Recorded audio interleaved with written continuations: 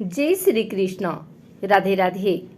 आइए सुनते हैं मोक्षदा एकादशी की कथा।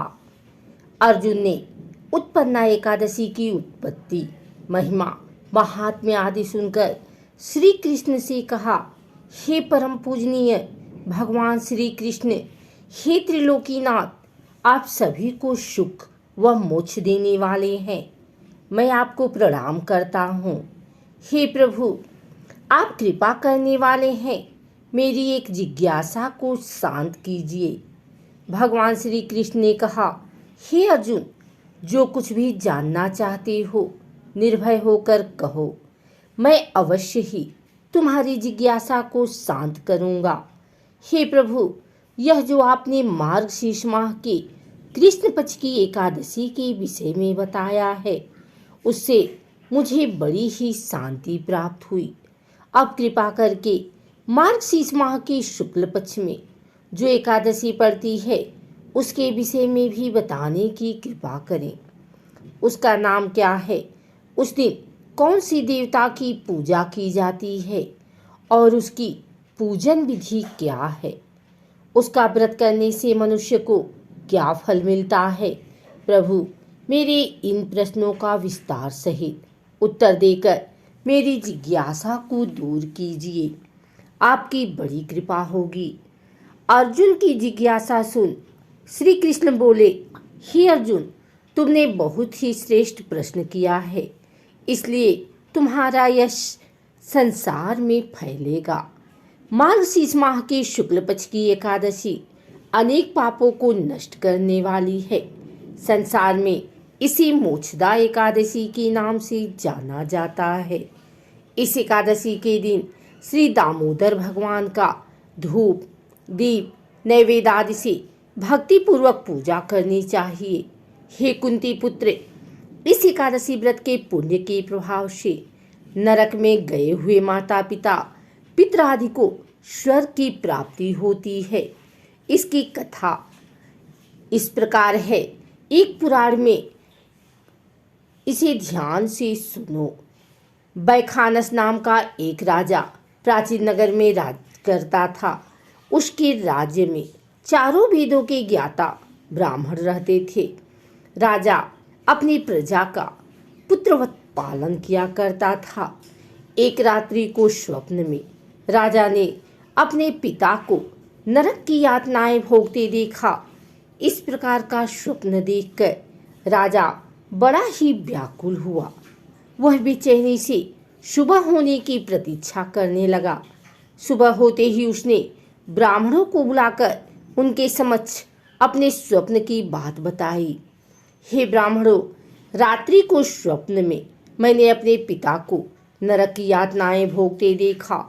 उन्होंने मुझसे कहा है कि हे पुत्र, मैं घोर नरक भोग रहा हूँ, मेरी यहाँ से मुक्ति कराओ।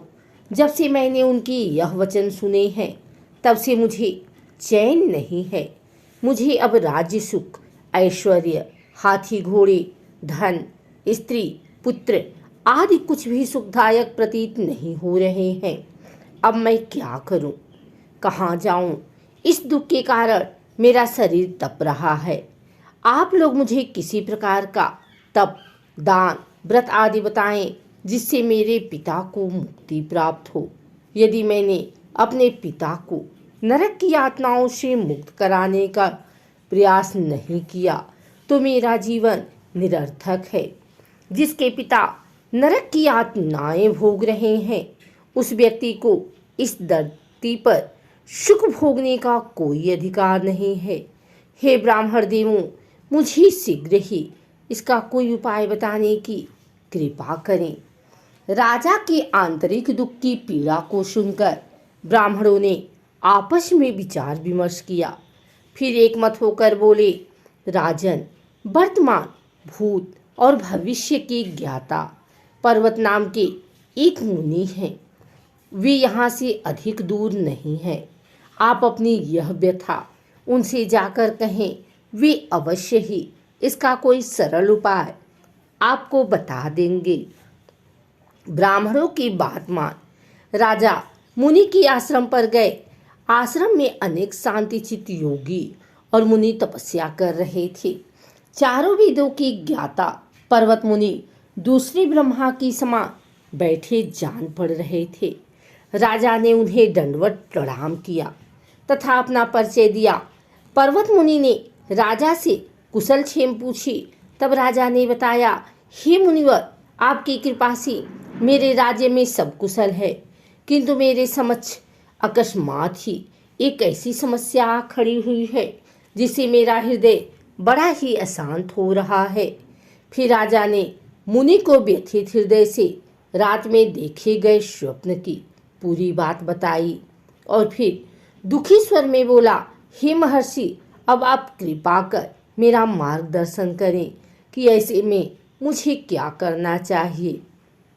कैसे मैं अपने पिता को नरक की यातना से मुक्ति दिलाऊं।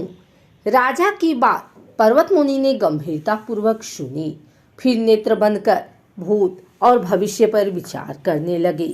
कुछ देर गंभीरता पूर्वक चिंतन करने के बाद उन्होंने कहा, राजन, मैंने अपने योग बल के द्वारा तुम्हारे पिता के सभी कुकर्मों का ज्ञान प्राप्त कर लिया है। उन्होंने पूर्व जन्म में अपनी पत्नियों में भेदभाव किया था। अपनी बड़ी रानी के कहने में आकर उन्होंने अपनी दूसरी पत्नी को ऋतुदान मांगने पर नहीं दिया था। उसी पाप कर्म के फल से तुम्हारा पिता नरक में गया है। यह जानकर बैखानस ने याचना भरे स्वर में कहा, हे ऋषिवर, मेरे पिता के उद्धार का आप कोई उपाय बताने की कृपा करें। किस प्रकार वे इस पाप से मुक्त होंगे। इस पर पर्वत मुनि बोले, हे राजन, मार्गशीर्ष मास के शुक्ल पक्ष में जो एकादशी होती है उसे मोक्षदा एकादशी कहते हैं। यह मोक्ष प्रदान करने वाली है। आप इस मोक्षदा एकादशी का व्रत करें और उस व्रत के पुण्य को संकल्प करके अपने पिता को अर्पित कर दें। एकादशी के पुण्य प्रभाव से अवश्य ही आपके पिता की मुक्ति होगी। पर्वत मुनि के वचनों को सुनकर राजा अपने राज्य को लौट आया और परिवार सहित मोक्षदा एकादशी का विधि पूर्वक व्रत किया। इस व्रत के पुण्य को राजा ने अपने पिता को अर्पित कर दिया। इस पुण्य के प्रभाव से राजा के पिता को सहज ही मुक्ति मिल गई। स्वर्ग को प्रस्थान करते हुए राजा के पिता ने कहा, हे पुत्र, तेरा कल्याण हो। इतना कहकर राजा के पिता ने स्वर्ग को प्रस्थान किया। हे पांडुपुत्र, जो मनुष्य मार्गशीर्ष माह के शुक्ल पक्ष की एकादशी का उपवास करते हैं उनके सभी पाप नष्ट हो जाते हैं और अंत में वे स्वर्गलोक को प्राप्त करते हैं। इस उपवास से उत्तम और मोक्ष प्रदान करने वाला कोई भी दूसरा व्रत नहीं है। इस कथा को सुनने व पढ़ने से अनंत फल प्राप्त होता है। यह उपवास मोक्ष प्रदान करने वाला चिंतामणि के समान है, जिसे उपवास करने वाले की सभी मनोकामनाएं पूर्ण होती हैं। हे अर्जुन, प्रत्येक मनुष्य की प्रबल इच्छा होती है कि वह मोक्ष प्राप्त करे। मोक्ष की इच्छा करने वालों के लिए मोक्षदा एकादशी का यह उपवास अति महत्वपूर्ण है। पिता के प्रति पुत्र के दायित्व का इस कथा से श्रेष्ठ दृष्टांत दूसरा कोई नहीं है। अतः भगवान श्री हरि विष्णु के निमित्त यह उपवास पूर्ण निष्ठा व श्रद्धा से करना चाहिए। आइए सुनते हैं मोक्षदा एकादशी की आरती। ओम जय एकादशी, जय एकादशी, जय एकादशी माता। विष्णु पूजा व्रत को धारण कर शक्ति मुक्ति पाता।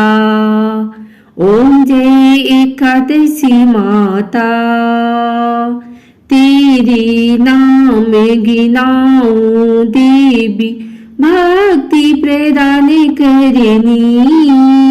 गण गौरव की देनी माता, शास्त्रों में वरनी।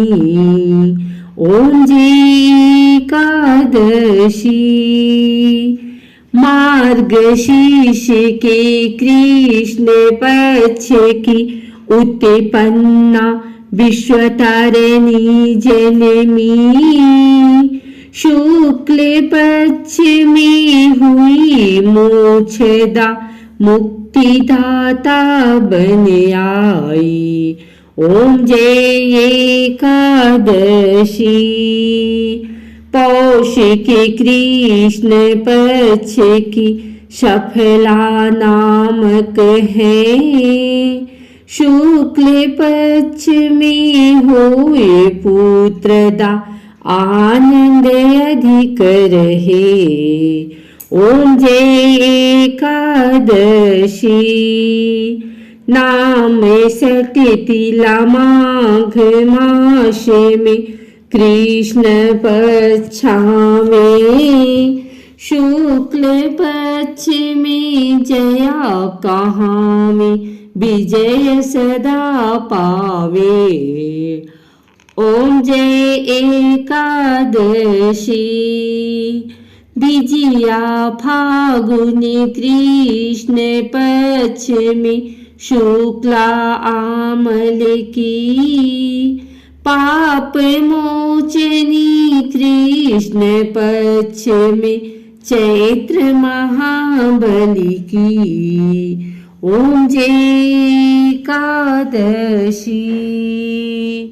चैत्र शुक्ल में नाम कामदा धन देने वाली, नाम वरुथिनी कृष्ण पक्ष में वैशाख माह वाली। ओम जय एकादशी। शुक्ल पक्ष में होए मोहिनी, अपरा ज्येष्ठ कृष्ण पक्षी, नाम निर्जला सब सुख करनी शुक्ल पक्ष रखी। ओम जय एकादशी।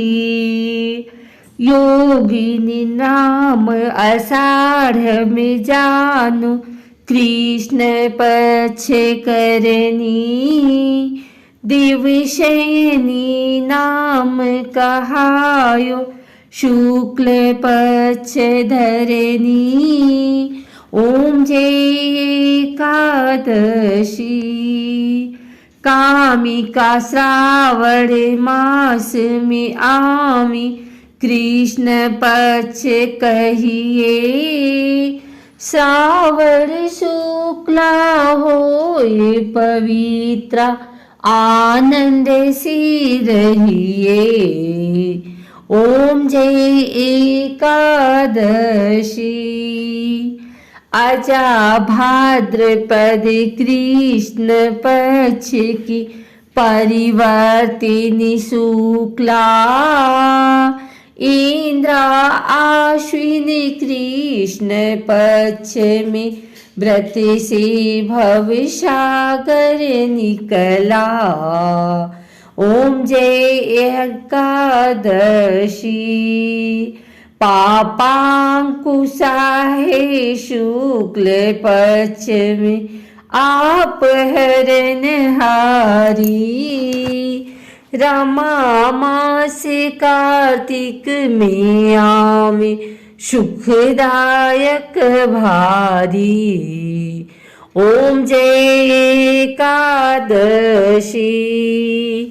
देवोत्थानी शुक्ल पक्ष की दुख नाशक मैया, पावन मास में करूं विनती पार करो नैया।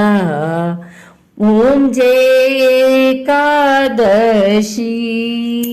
परिमा कृष्ण पक्ष में होती जन मंगल करनी, शुक्ल मास में होए पद्मिनी दुख दारिद्र हरनी। ओम जय एकादशी। जो कोई आरती एकादशी की भक्ति सहित गावी, जन गुरु दीता स्वर्ग का वासा निश्चय वह पावे। ओम जय एकादशी। बोलो एकादशी माता की जय।